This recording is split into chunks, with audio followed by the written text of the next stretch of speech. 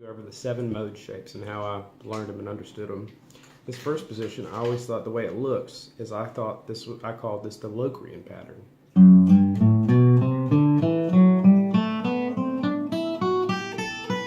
So the first note is F sharp, and this is the F sharp Locrian scale.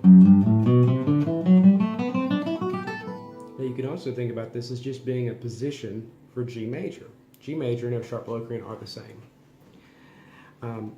So the next position for the scale is the G Ionian, which I saw this pattern, and I called that pattern Ionian. So whatever I put my finger on and did this pattern, it would be whatever that is, Ionian, just as whatever this would be, Locrian. Now what you really need to be seeing is they both share the same notes. Okay, the next pattern is A, and I thought this is the Dorian pattern. Anytime I wanted to play a Dorian pattern, I could put it here. Now, this is while I was still understanding it. So what you should be seeing is any of these could be, the 3 that I've done, could be A Dorian. They're just different positions for the same thing. They're just different names for the same sets of notes. The next one is the B Phygian pattern. So when my fingers do that, when I started, I thought about Phrygian as being what it looked like to my fingers physically. Remember, they're all the same thing, and I would practice doing this. I'd practice going down one and up another one, and then changing on different strings, see?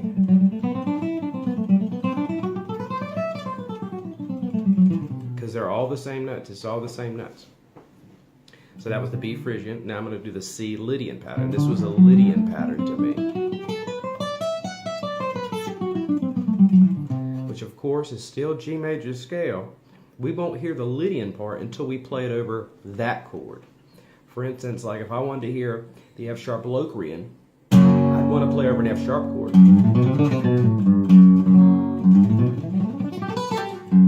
You see what I'm saying? But the thing is, since it's the same, I could use the other pattern too.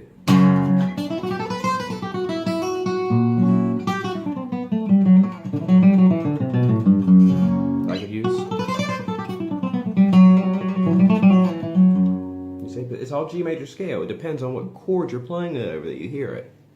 So if I were playing over an A chord, I could use the A Dorian scale, which is all the same as the other stuff. Anyway, let's continue on. D Mixolydian. This is the Mixolydian pattern to me.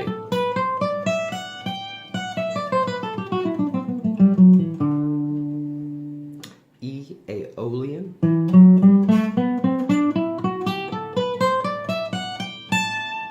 And then it goes back to F sharp Locrian. So with that being said, that's how I learned the mode. So I memorized like the Dorian pattern because I do everything for 3 notes per string, so my picking stays the same. But each one of these, you can think about them 2 ways. You could think about that as just like when I play, for instance, the A Dorian pattern. I could think of that as being A Dorian, or I could think of that as just being another fingering for a G major scale. And that's probably the most confusing thing for people when they're getting into modes. They see it, they're like, it's all G major notes, so I don't get why it's called A Dorian.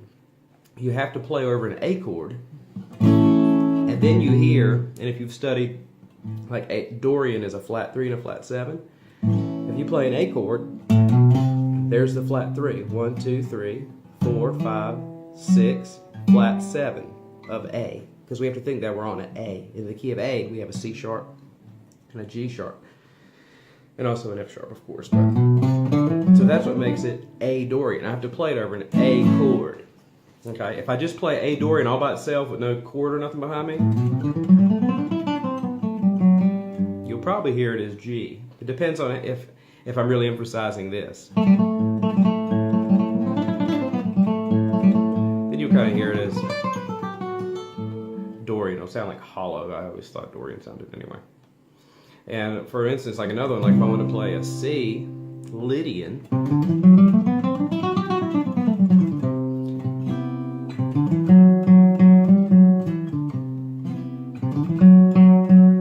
see, that's now you're hearing the Lydian sound. You get what I'm saying?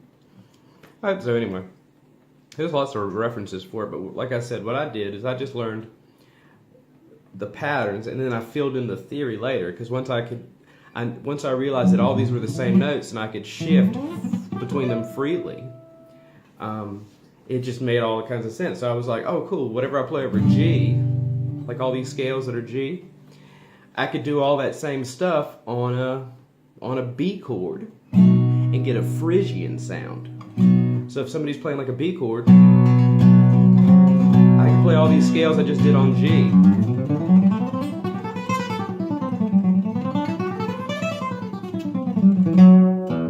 But you just want to watch out which notes you end your phrase on. You know what I'm saying? If you're playing on a B chord, you want to end it on one of the notes in the B chord.